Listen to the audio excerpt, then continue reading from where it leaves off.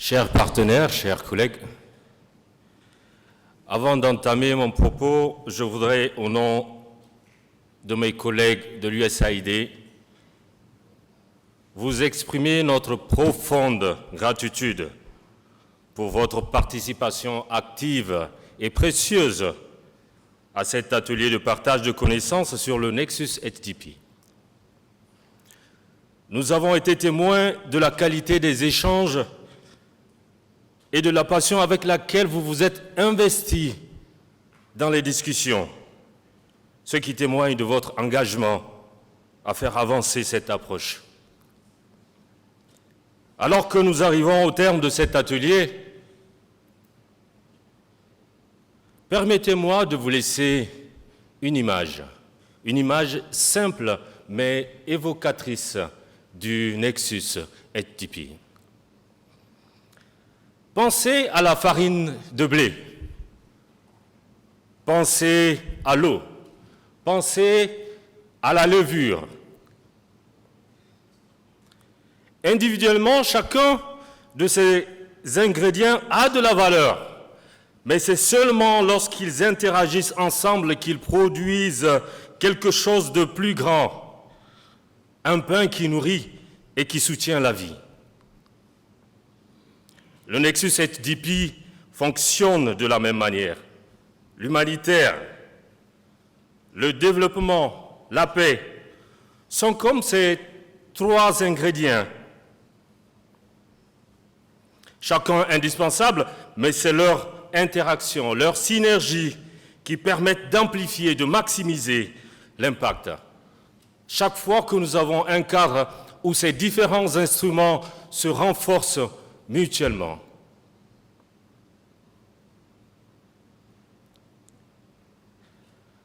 Comme la levure fait lever la pâte, nos efforts combinés insufflent un changement. Et l'USAID est profondément engagé dans cette approche intégrée, convaincu que la voie vers un changement significatif et durable réside dans notre capacité à synchroniser les efforts humanitaires, les objectifs de développement et les initiatives de paix.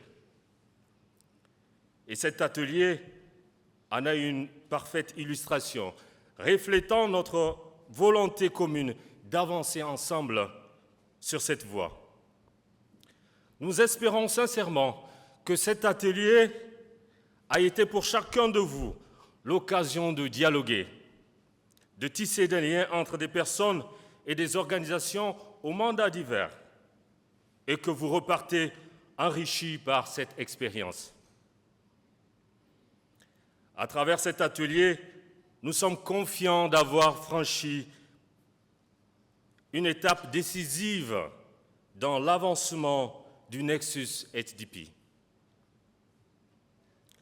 Nous prendrons certainement le temps d'analyser les résultats de cet atelier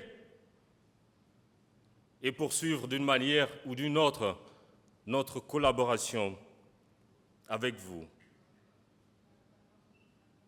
pour réaliser de nouveaux progrès pour le plus grand bien des communautés du Sahel que nous servons. Merci à toutes et à tous pour votre engagement et votre collaboration. Ensemble, façonnons un avenir plus résilient, plus fort et plus prospère pour les communautés du Sahel. Merci. Oh, merci beaucoup. Merci beaucoup, Ibrahim. Good afternoon, everyone. You know, if you are of my height, you'll be wondering why you're always sitting behind. But now I get the stage so you all can see me clearly. Thank you. All right. We'd like to share some of that we've come together and we've put together as a country team to take our work forward, and not to take a long time. I'll just ask them a few questions and they will respond to that. Thank you.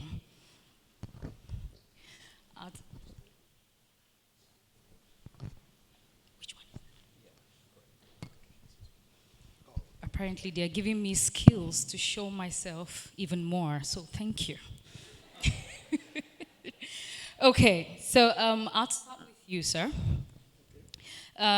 We know that Nigeria is a multicultural country, and in each one of these regions, there are different needs.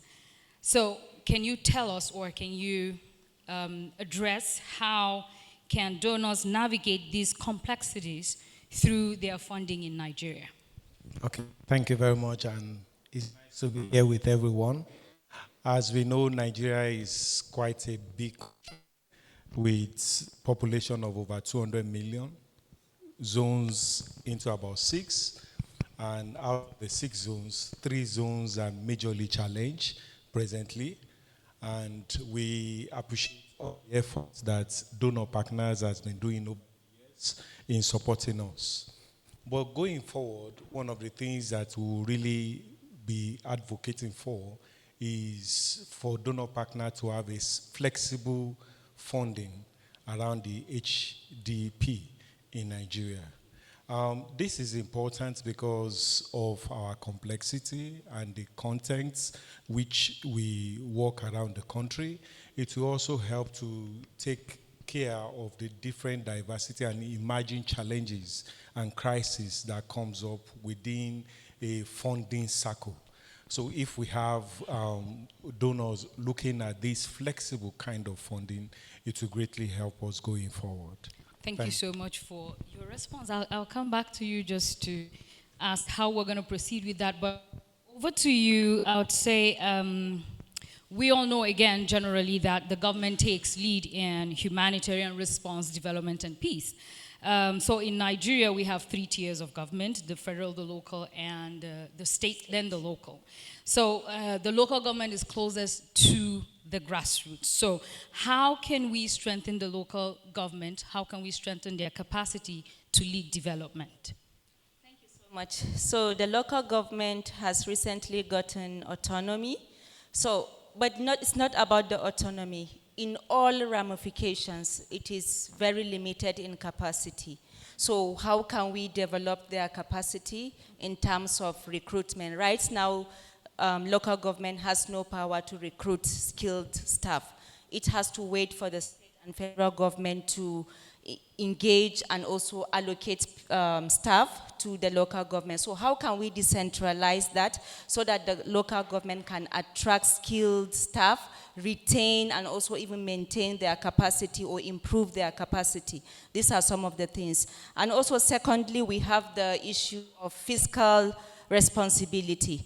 How can they generate revenue? How can they budget and allocate to the basic needs of the people? And how can they even be transparent and accountable in terms of procurement, in terms of implementation? We also have the issue of ability of the local governments to plan, monitor, and execute their activities. So we have the policy aspect. They should be able to formulate or adapt context-specific policies at local government level to be able to generate and also use evidence-based data to make decisions, and also to be able to generate socio-economic and environmental projects that are specific their location. We also have issue of inclusive governance. It's not only about the autonomy. How can they be able to attract women, youth, vulnerable people in decision making and leadership, and for them to be able to have free and fair elections next time, because they will be able to do election. And in fact, the issue of humanitarian is not only about NEMA, SEMA, which is the emergency management.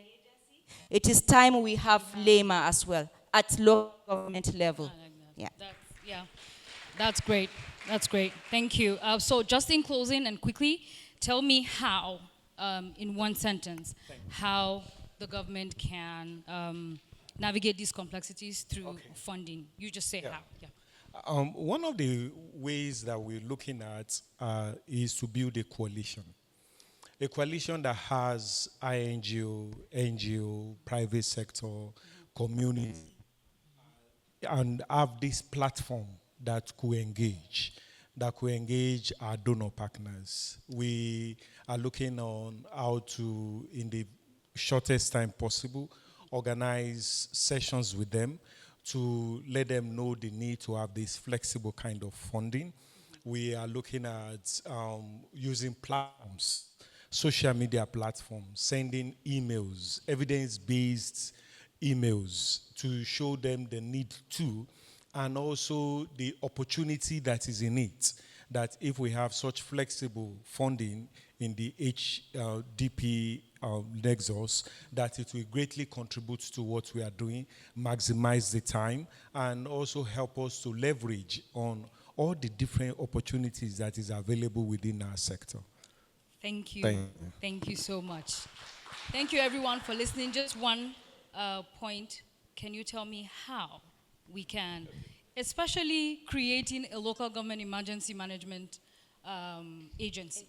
How can we achieve Yes, that? please. Of course, we need to just decentralize what the national and state are doing. And this is the point where the donor agencies are very important. Not only just to go in and start implementation, this is when we need to organize the system, organize the people, capacitate the people, so that next time they can predict disaster, they can take advantage of disaster, they can get out of disaster to be resilient. Thank you so much. Thank you so Predict disaster. That is all from the Nigerian team, and we'll be back up soon. Thank you. Thank you so much, Nari. Thank you. Yeah. Applaudissements à cette équipe du Nigeria. Yeah, you did it very well. Thank you so much. Yeah, yes. Nous tous, nous aimons les questions, les how, pourquoi, les comment, et c'est magnifique. Maintenant, c'est le moment d'appeler l'équipe du Niger. Eux aussi, ils vont nous donner. Applaudissements à cette équipe. Ils vont venir sur scène. Ils vont aussi nous parler de action. Action. You remember? Quand on voulait décoller, c'était quoi? Action, réaction. On est dans les actions, action plan. Niger, ils vont nous parler eux aussi de leurs recommandations et de what, how, who, and whatever you want. Vous êtes là. C'est trop. Nous sommes le Niger. J'ai mes notes de l'autre côté. Ça correspond à ma robe. Ok, Mathieu.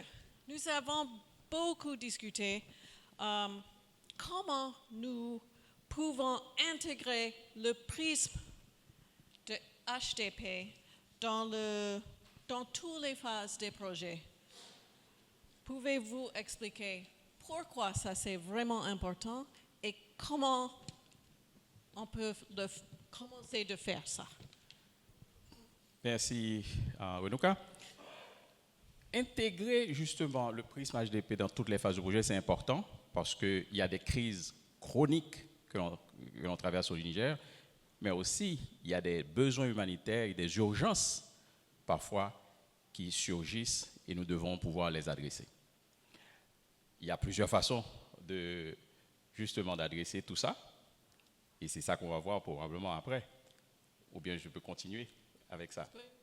Ah bon, il y a plusieurs façons. Donc, premièrement, il faut pouvoir identifier ces risques-là, faire une évaluation rapide pour voir à différentes phases justement de l'exécution du projet, dans la mise en place et l'exécution du projet, quelles sont les crises que nous devons adresser.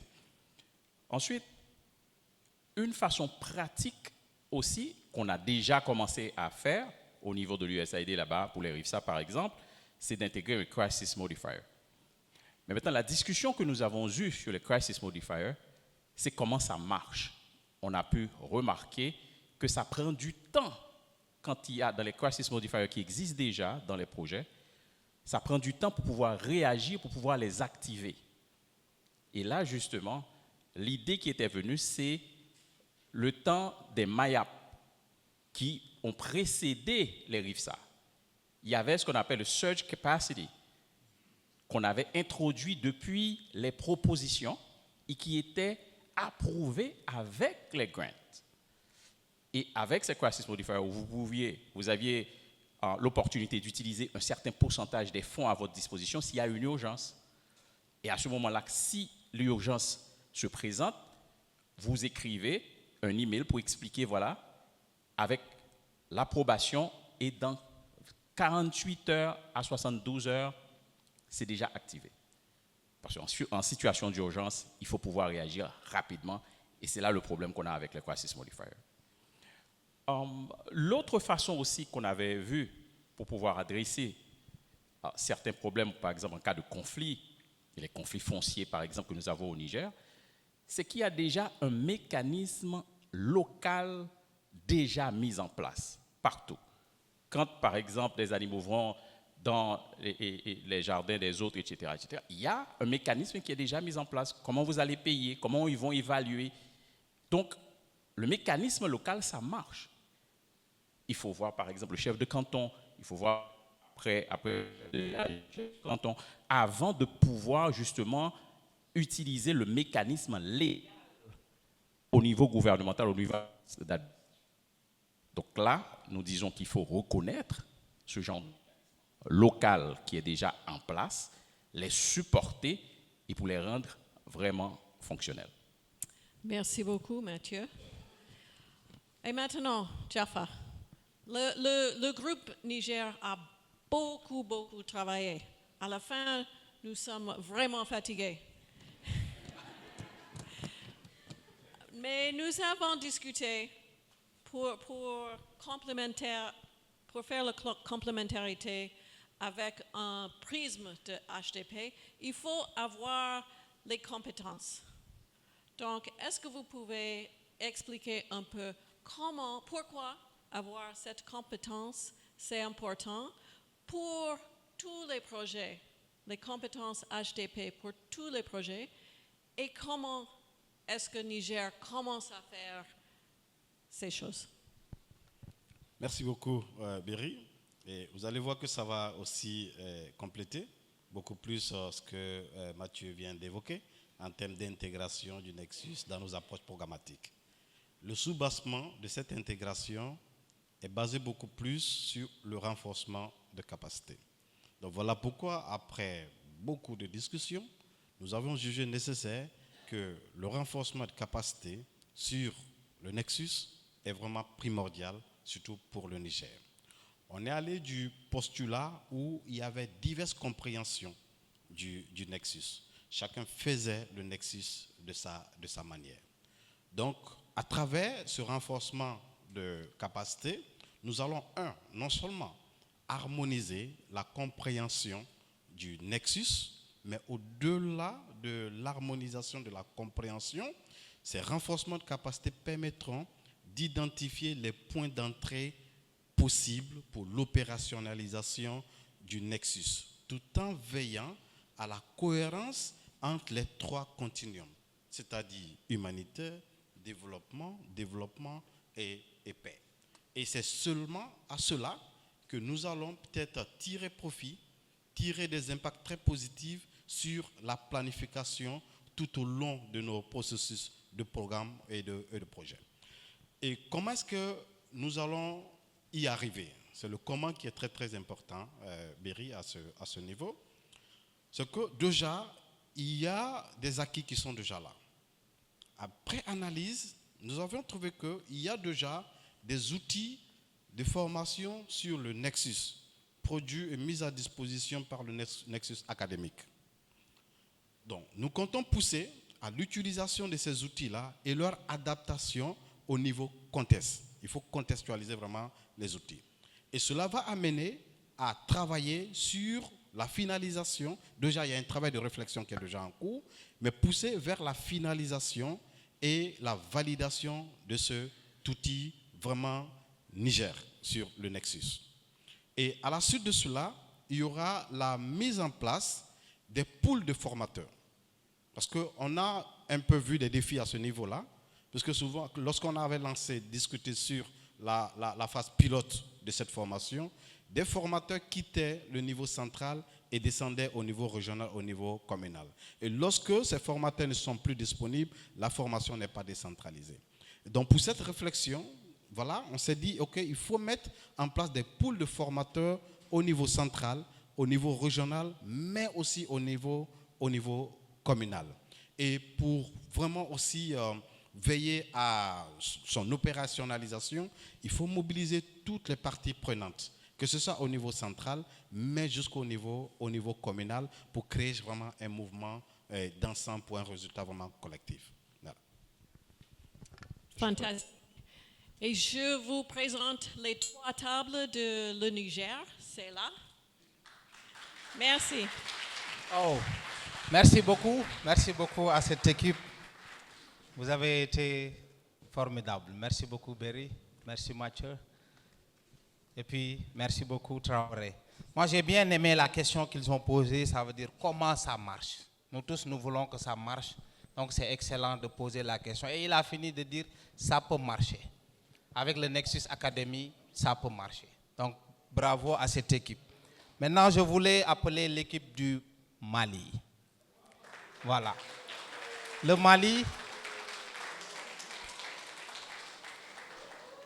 Mali va aussi nous parler de leur expérience et les action plans, ce qu'ils prévoient, pourquoi ça devrait marcher et comment ça devrait marcher, qu'est-ce qu'il faut faire. Donc c'est avec cette équipe du Mali que nous allons avoir tout ça. Et je vous demande de les applaudir encore une fois. Le Mali, Béatrice. OK.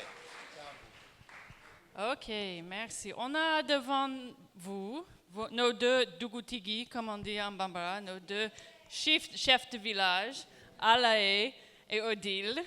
On peut les applaudir, et toute l'équipe du Mali. Donc, ils vont nous expliquer leurs recommandations, en fait les recommandations de notre groupe pour améliorer la cohérence HDP et pourquoi est-ce que c'est important. Alors, de notre groupe, les travaux de ce qui ressort, ce sont 2 principales recommandations. La première recommandation est vraiment adaptée au contexte dans lequel on travaille tous. Et l'équipe du Nigeria a commencé à aborder la question. C'est vraiment de systématiser la question des financements flexibles. Aujourd'hui, on travaille dans des zones où, du jour au lendemain, le contexte est extrêmement évolutif et dynamique. Il est donc question également pour les bailleurs et les financements de développement d'inclure des mécanismes qui nous permettent à la fois de travailler sur du long terme, mais aussi de répondre aux chocs qui peuvent survenir. Ça va nous permettre de travailler de manière plus efficiente et plus efficace.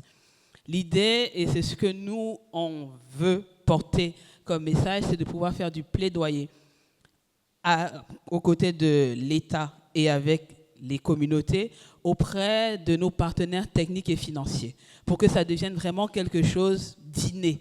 Voilà, que ce soit quelque chose qui n'ait plus besoin d'être négocié, mais qui soit systématiquement mis en place et qu'on peut déclencher assez rapidement. Et il y a aussi eu le volet de faire un focus encore plus fort. C'est vrai qu'on en parle beaucoup avec le Grand Bargain sur la localisation et donc le renforcement des organisations nationales. Parce que comme on le sait, ce sont elles qui, à la fois lorsqu'il y a un choc, sont là les premières, et ce sont elles qui restent lorsque les organisations internationales, parfois, sont obligées de partir. Donc c'est aussi il faut également que ces financements flexibles soient dirigés vers les organisations nationales. Très bien, merci Odile. On passe la parole à Alain.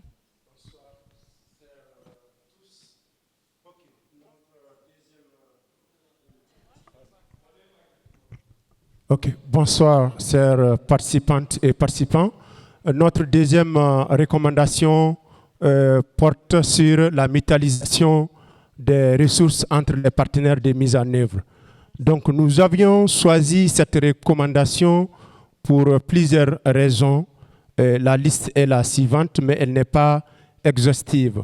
Donc, la première raison, c'est d'abord de mutualiser les efforts. C'est aussi d'être plus efficient et efficace dans la mise en œuvre des activités. C'est aussi de minimiser les risques liés à l'insécurité, mais aussi de maximiser l'impact et aussi de renforcer la cohérence des mécanismes de coordination tout en renforçant l'appui diversifié sur le terrain. Donc, comme étape pour mettre en œuvre c'est les thématiques déjà évoquées, c'est d'abord de cartographier les acteurs qui sont sur le terrain à travers le mécanisme de coordination qui est sur place. Et la deuxième étape, c'est d'abord définir aussi les indicateurs clés de performance. La troisième étape, c'est maintenant, après avoir fait la planification conjointe en concertation, c'est d'aller faire la mise en œuvre sur le terrain de manière participative et inclusive des différentes communautés. Et enfin, c'est les activités de suivi et évaluation, l'activité 1000, qui seront couronnées par la capitalisation des actions déjà entreprises. C'est aussi l'apprentissage et encore partager les expériences pour pouvoir encore répondre dans d'autres lieux qui ont vécu la même situation. Je vous remercie. Très bien. Comme vous voulez, on voit que le Mali a beaucoup travaillé, beaucoup de discussions. On a eu des discussions très riches. Donc, on remercie l'équipe du Mali, Auniche, Auni Baradi. Oh, merci beaucoup à cette équipe du Mali. Merci. Merci pour les brillantes idées que vous avez développées. Oui, c'est vous. Et c'est le Tchad qui va suivre le Mali. On va appeler cette équipe du Tchad, à venir nous rejoindre sur scène pour partager aussi leurs expériences. Les Maliens ont vraiment parlé de presque beaucoup tout, mais je sais que vous allez aussi nous régaler de très belles idées. C'est à vous. Oui, merci beaucoup. Mais une précision, nous, on n'est pas uniquement les Tchadiens. Hein? On représente les Tchadiens et aussi ceux qui sont au niveau régional transfrontalier. Donc, on a eu un mélange ici. Merci à mon équipe là. Voilà. Donc, nous, on a eu vraiment des discussions et des idées très stratégiques. Première idée stratégique, c'était de prendre les tables juste à côté de la clim. Donc, bien choisi à mon équipe. Mais on a aussi identifié plusieurs objectifs qu'on pense vraiment pourraient améliorer la cohérence HTP, non seulement au Tchad, mais aussi dans la région. Donc, c'est avec plaisir que j'ai mes deux collègues ici qui pourraient nous parler un peu de nos priorités. Donc, d'abord, j'aimerais inviter ma collègue Neftali Bernabé Munoz, qui est le conseiller de sécurité alimentaire et de moyens de subsistance au niveau de NRC. Donc, un de nos objectifs qu'on a identifié, c'était effectivement, je crois, on vient d'entendre du Mali, la question de planification conjointe. Donc, pour nous aussi, c'était une priorité, n'est-ce pas? D'essayer de vraiment avoir des plans stratégiques au niveau des organisations, des activités, qui permet d'avoir une réponse rapide et qui permet de s'adapter aux besoins locaux à travers tous les domaines de HTP. Donc, on a parlé un peu de cet objectif, on a identifié plusieurs actions. J'aimerais inviter Neftali de parler d'une action qui pourrait vraiment contribuer à atteindre cet objectif. Ok, merci. Bon, en fait, on a parlé que normalement on a des structures qui mettent ensemble les acteurs de l'humanitaire, les acteurs de développement, mais on n'a pas vraiment un plan stratégique où on travaille ensemble les différents acteurs, les acteurs de l'humanitaire, les acteurs de développement et de la paix. Et on a vu nécessaire faire un plan stratégique où on définit des résultats conjoints, où les organisations qui travaillent dans l'humanitaire, dans le développement et dans la construction de paix puissent contribuer pour des résultats communs. Merci beaucoup. Est-ce que vous pourriez parler un peu de pourquoi c'était important vraiment de faire cela? Bon, en fait, j'ai un peu dit déjà, non? Parce qu'on a normalement des plans sectoriels et des plans de développement où les acteurs de développement peuvent développer ces interventions. Et on a aussi les structures humanitaires, mais on n'a pas vraiment un plan conjoint entre les trois volets de l'HDP. Et on a vu nécessaire de se mettre ensemble pour des résultats communs. Et vous pensez, on avait prévu de le faire à quel niveau en fait? Bon, en fait, on a identifié qu'au Tchad, il y a déjà quelques structures qui font ça à niveau provincial, mais pas dans toutes les provinces. Mais il faudra le faire aussi à niveau national. Et dans les différents pays, il peut y avoir aussi déjà des structures qui font des planifications stratégiques conjointes.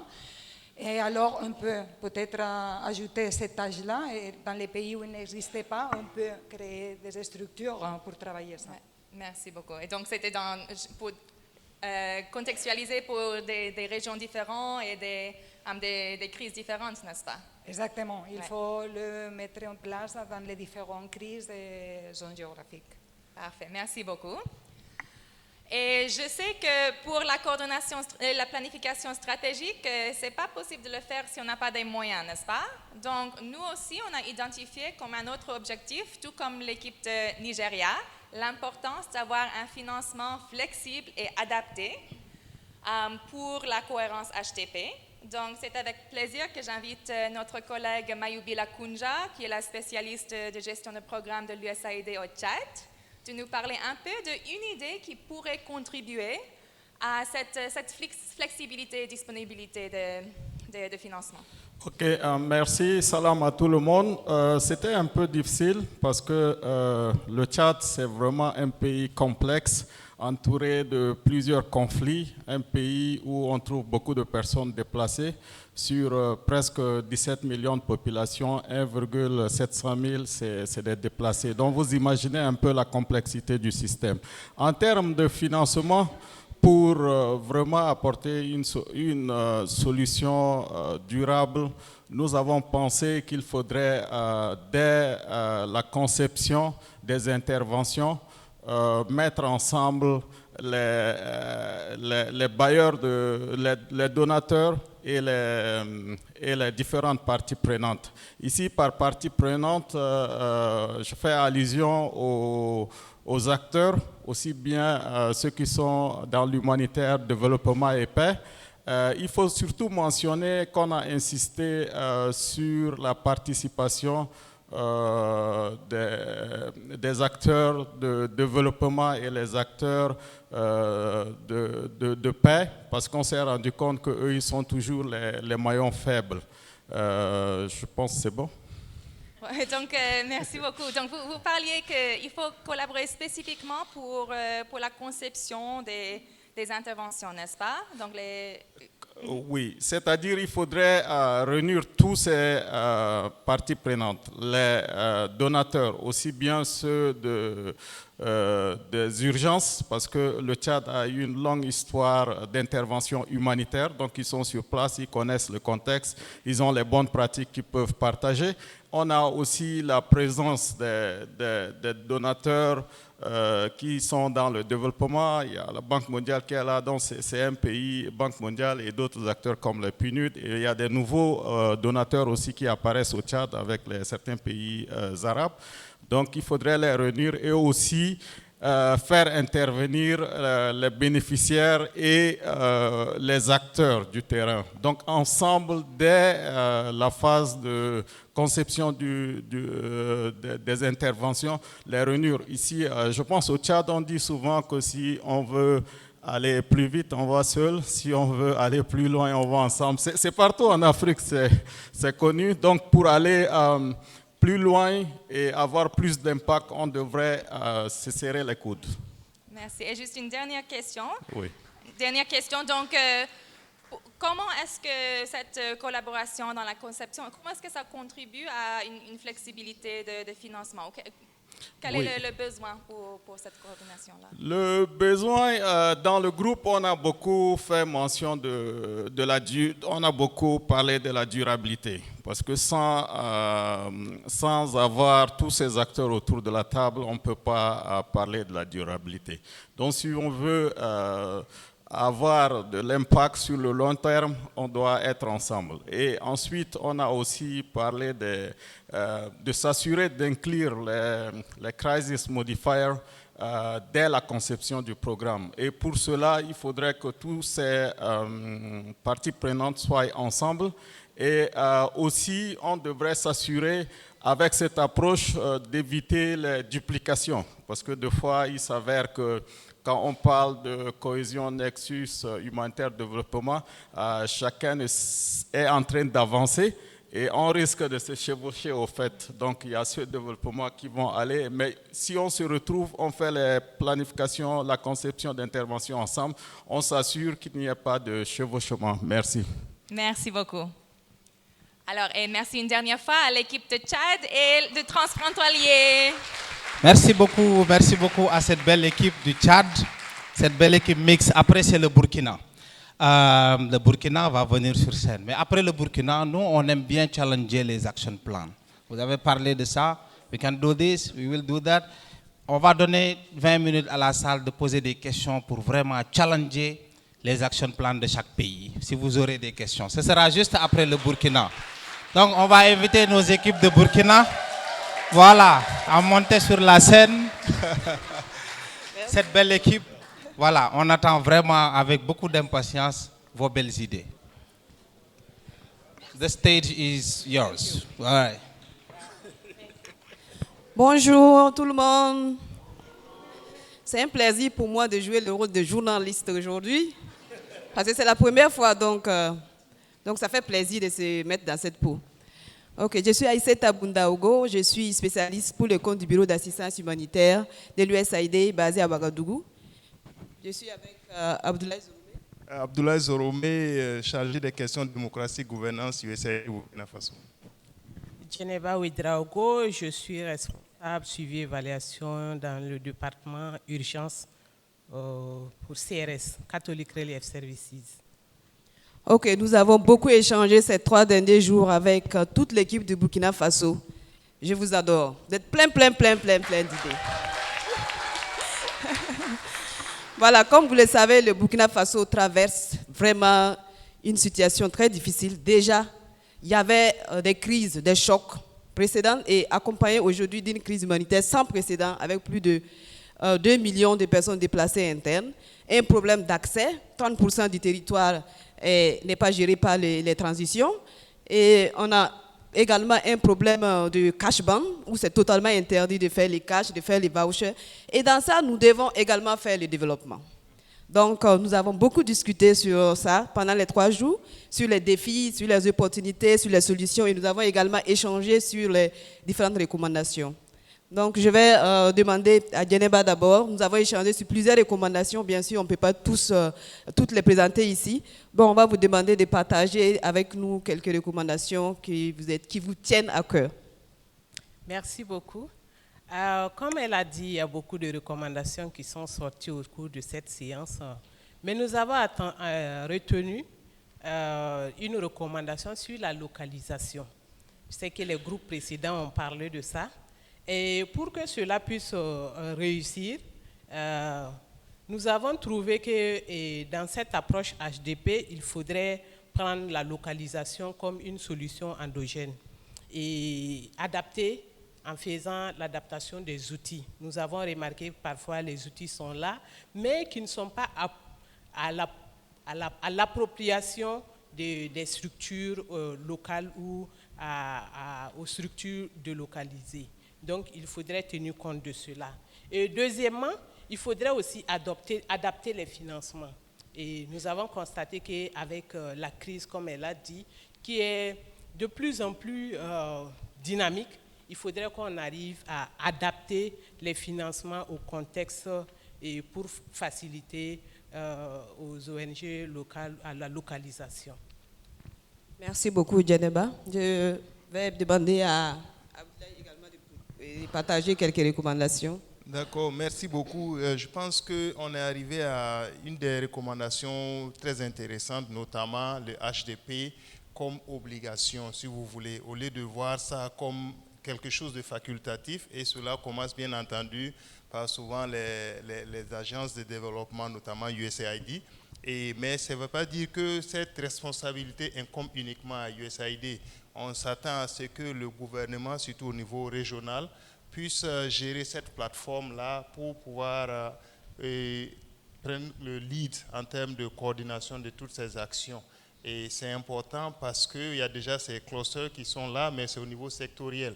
Mais on s'est dit qu'avec ce rôle capital qui est joué par le gouvernement au niveau régional, Et nous pouvons déjà mettre la plateforme au niveau de USAID côté virtuel. Et déjà, il y a un des key takeaways ici, c'est de retour à Ouagadougou, déjà commencer à travailler sur cela, parce que c'est important, c'est une obligation. L'urgence est là aujourd'hui et il faut agir tout de suite et maintenant. Ok, merci beaucoup. Je pense que nous avons beaucoup discuté sur d'autres recommandations. L'une des recommandations phares également, c'était le fait de mettre en place un système avec une vision commune, accompagné de tous les acteurs, à savoir le gouvernement, l'État, les autres acteurs de développement et également humanitaires, et également les ONG locales et la communauté pour une meilleure appropriation et une durabilité du HDP. Donc, merci beaucoup et nous restons disponibles pour les questions pendant les séances. On avait prévu un show, mais on a dit bon. Merci beaucoup, merci. Merci. Merci à cette équipe du Burkina.